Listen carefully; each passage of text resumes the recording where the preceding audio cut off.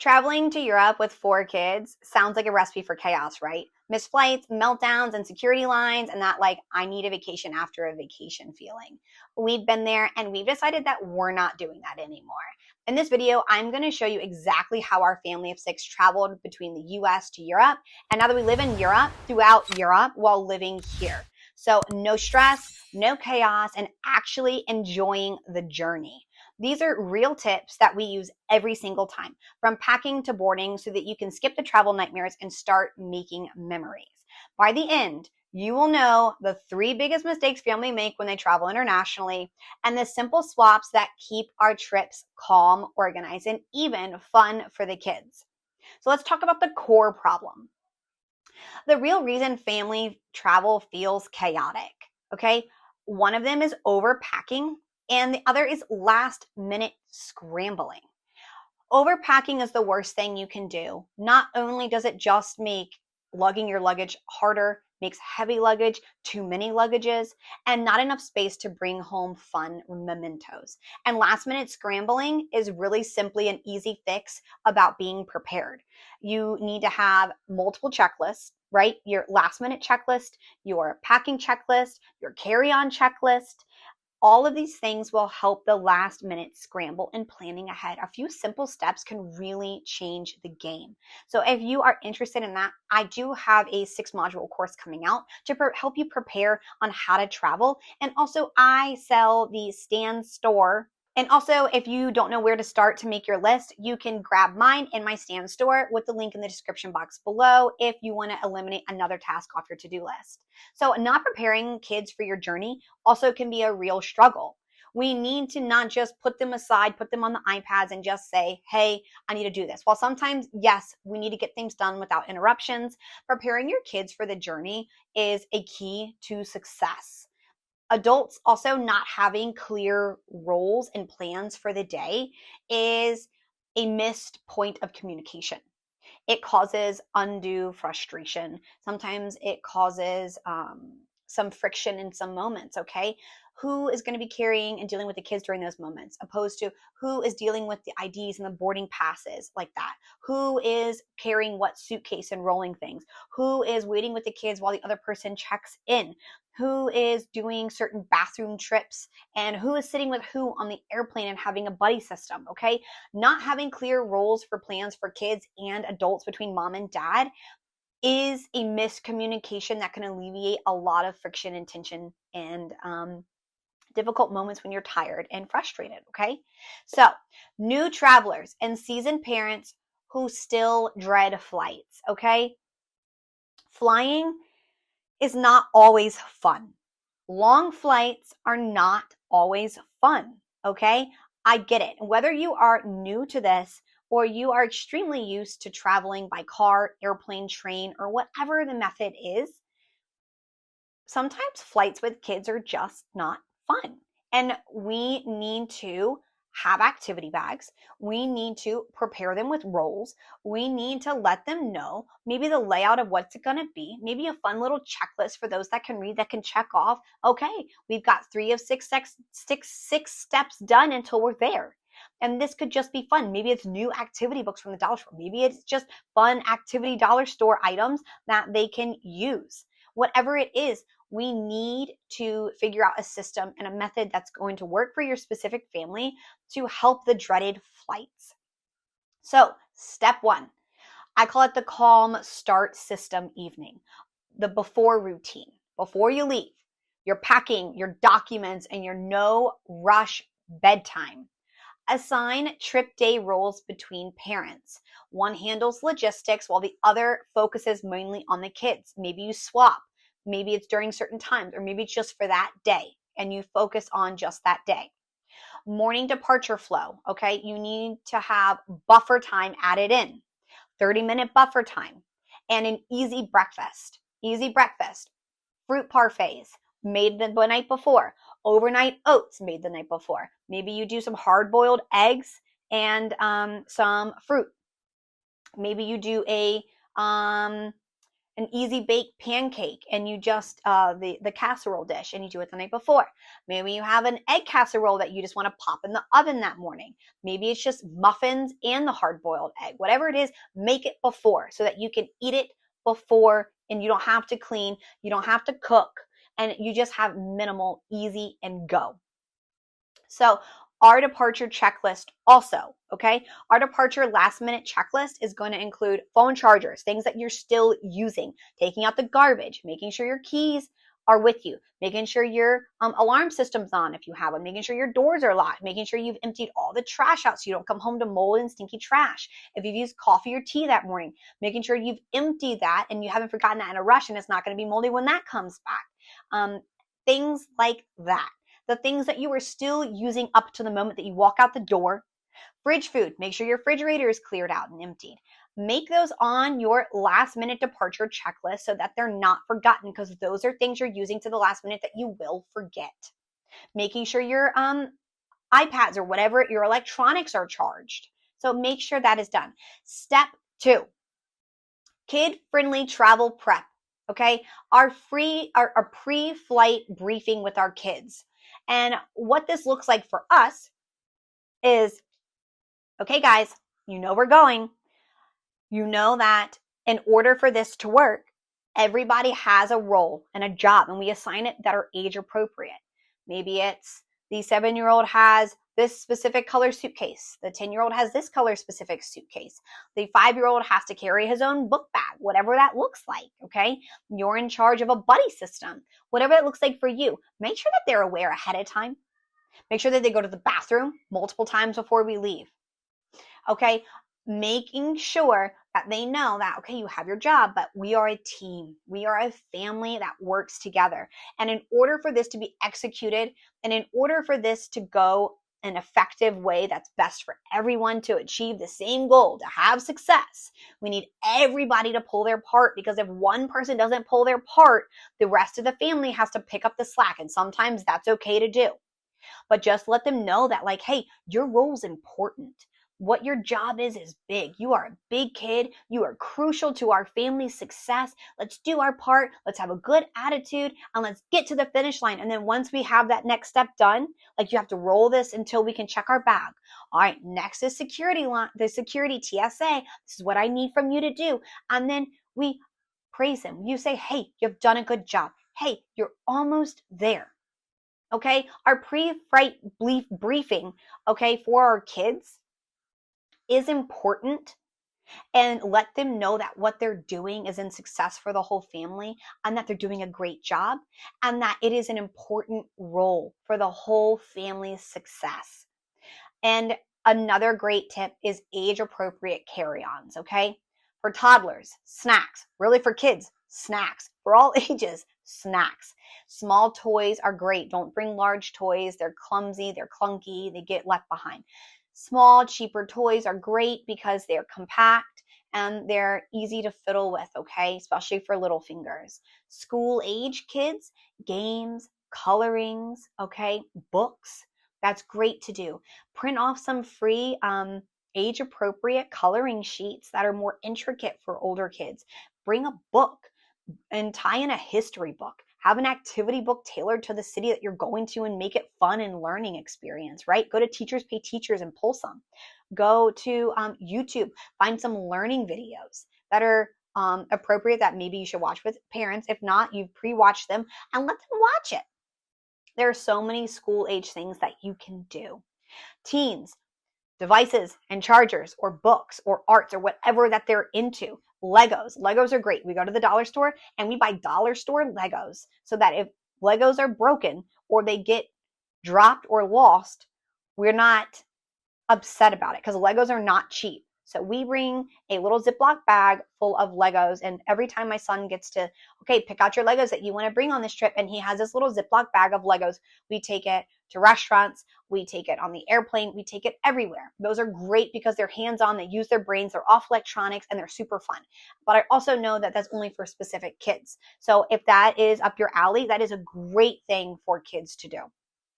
And another great one is the surprise activity. This is for long waits, okay? Something that they don't know about. Maybe something that you have hidden in the mom bag or the dad bag, or you put into theirs that they don't know about. Again, something small, doesn't need to be expensive, but something that's new, that they didn't know that they were going to be bringing, something that they've never seen before. That is a great option to use for long waits specifically.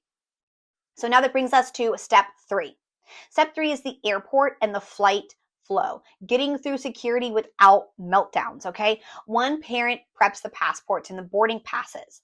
Another keeps the kids occupied in line. This is a great time to play the quiet game, the freeze game, right?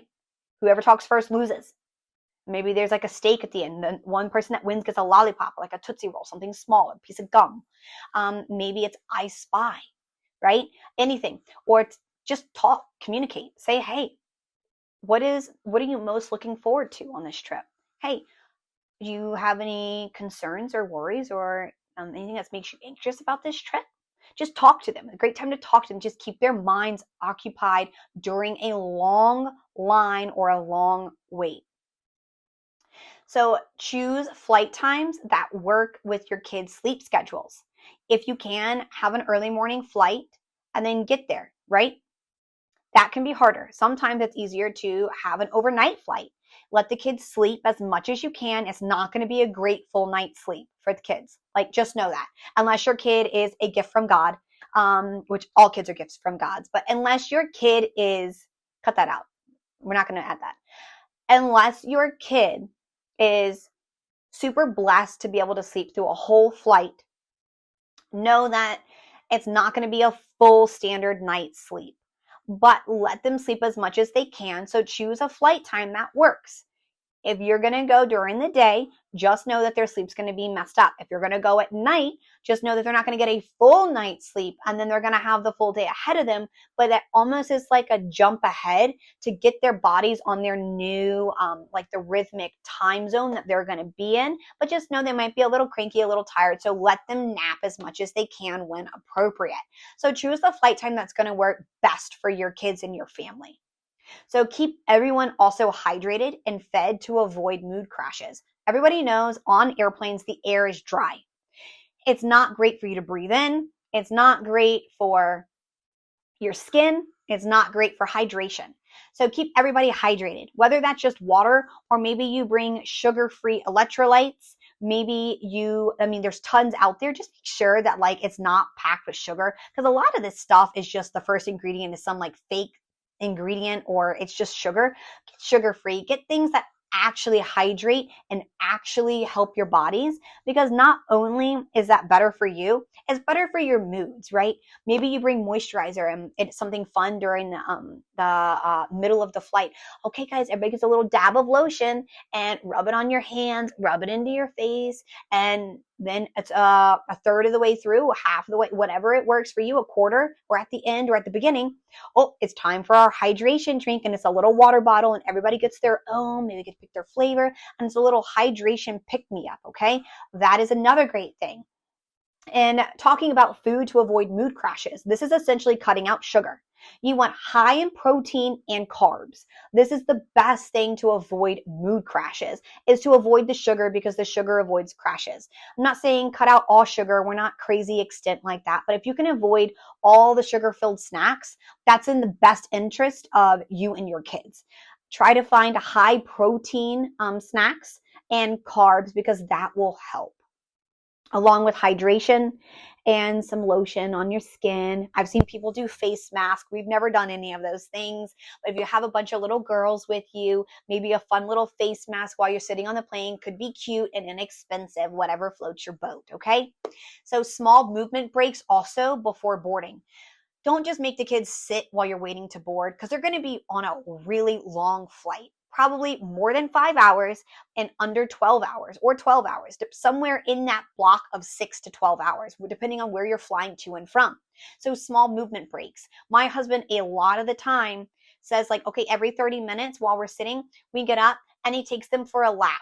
Or, okay, get up, we're going to go buy a water. Okay, get up, we're going to go buy a snack. Okay, get up, we're going to go and go to the restroom. So I usually do the restroom breaks. So small movement breaks before boarding. Get up, stretch your legs, do some up and downs, whatever it is. Sit and do some yoga stretches, some fun animal poses with the kids, whatever it is. Have movement breaks before you board the airplane. And also, while you're on the airplane, let the kids walk up and down the aisle a few times. Stretch their legs. It's also not great for our blood circulation. It's just to sit in the chair the whole time. So get up and walk back and forth. I'm not saying let the kids just run rampant through the aisles, but get up and let's have everybody just walk up and down once or twice, maybe once or twice on the airplane, and then let them have some bathroom breaks as well and wash your hands. Get up, have a change of scenery, get that blood flowing is great things for kids. Step 4 is your mindset and expectations. And this is really the last step, okay?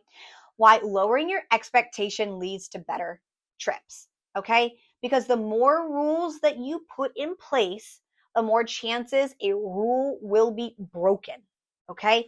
We have rules. We don't go anywhere without rules. We try to be very clear, very upfront with what our expectations and our rules are before we go out, okay? Or before we even go into a restaurant. But the more rules you put in place, the more chances of them breaking a rule or more rules is. So just have some balance, right? Just know, like, okay, rules are good. We need rules, and we need to have clear defined rules. Tell them what the rules are so they know that. Also, you're not trying to overcomplicate things with so many rules that it's impossible for them not to break some rule, right? Because you also don't want to sit here and criticize and overparent, right?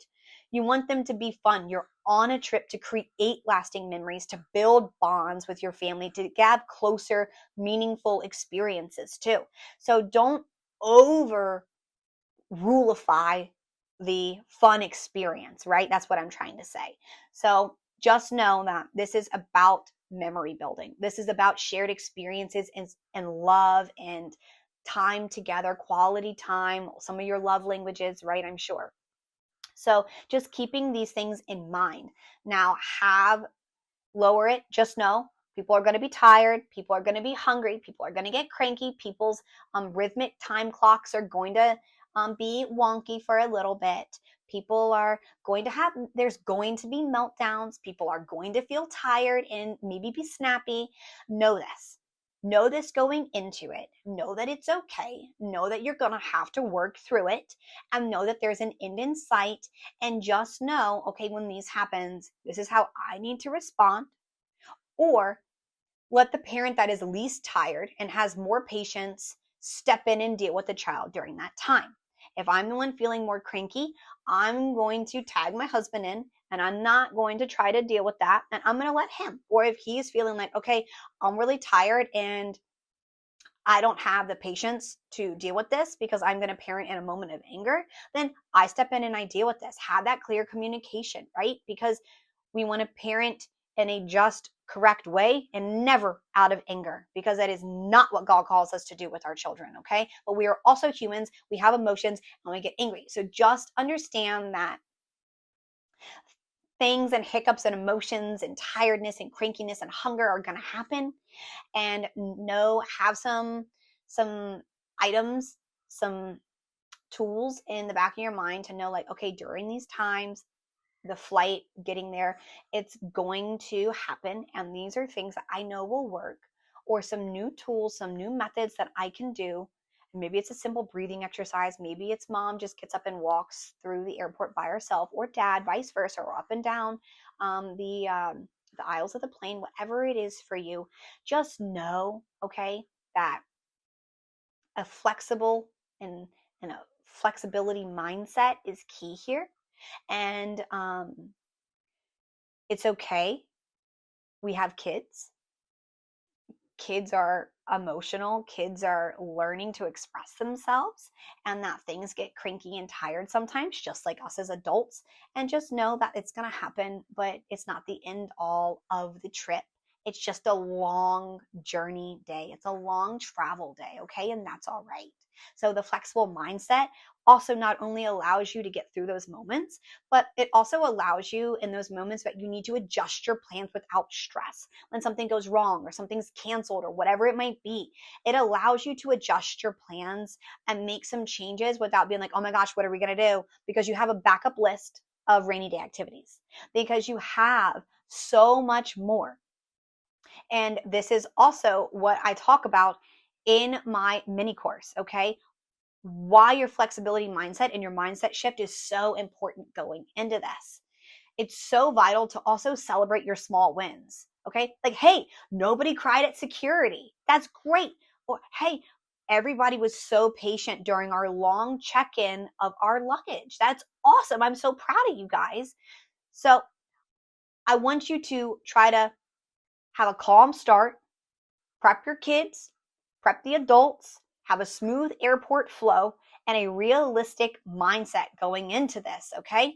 And also in the comment section, please share your own biggest travel, that like the travel challenge that you've experienced, or something that every time you go for a trip, you feel like, oh, I hope this doesn't happen. And it seems to be like a revolving door that this always happens, or you have anxiety about this. Maybe it's like the travel day, maybe it's just like the plane ride itself, maybe it's the kids having a meltdown at a certain point, or like the kids' ears popping and them crying on the airplanes, because that's one for us, okay? My kids waking up crying because their ears are popping, and then getting them to stop crying is always a big challenge on the airplane, so I get it. So share your biggest travel challenges that we also all can benefit from, and we can solve together and work through. So until next time, thanks, bye.